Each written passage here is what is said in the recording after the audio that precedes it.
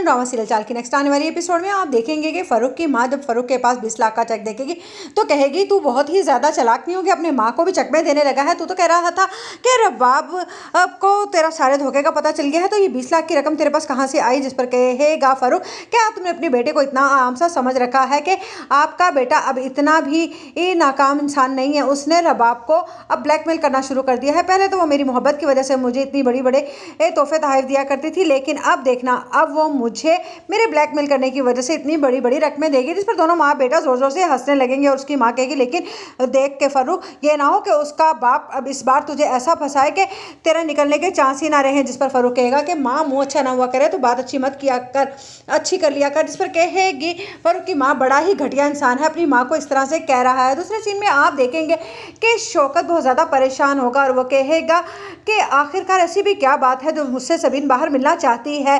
अगर मैं उससे मिलने के लिए जाता हूँ तो बहुत बड़ा मसला हो जाएगा। उधर आप देखेंगे कि रबाब की माँ रबाब को फ़ोन करके बुलाती है और कहती है कि तुम मुझसे मिलने के लिए आओ।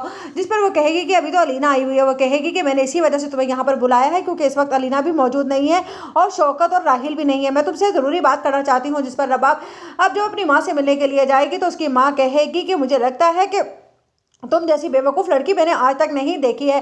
जिस पर रबाब कहेगी, अब ऐसा मैंने क्या कर दिया, अब तो मैंने फ़ारूक का साथ भी छोड़ दिया है क्योंकि उसकी हकीकत जो मुझ पर खुल गई है। जिस पर कहेगी रबाब की माँ, यही तो मैं तुमसे कह रही हूँ कि उससे तो तुमने अपना पीछा छुड़ा लिया, लेकिन ये सबीन का ढोल तुमने अपने गले में जो डाला है ना, इसके बाद लगता है तुम्हें कि तुम सिकंदर के साथ खुश रह सकोगी। जिस पर कहेगी रबाब, ये आप कैसी बातें कर रही हैं? जिस पर कहेगी रबाब की माँ, हाँ मुझे पता चला है कि तुम उससे अपनी सारी बातें शेयर कर रही हो। मैंने शौकत की और उसकी फ़ोन पर बातें सुनी है। जिस पर कहेगी रबाब, वो एक तो मेरे साथ हमदर्दी कर रही हैं और आपको लगता है कि वो मेरी ही दुश्मन है। जिस पर कहेगी रबाब की माँ कि तुम्हें अच्छे और बुरे की तमीज़ कब पता चलेगी रबाब? उस वक्त जब तुम अपना घर बर्बाद कर बैठोगी।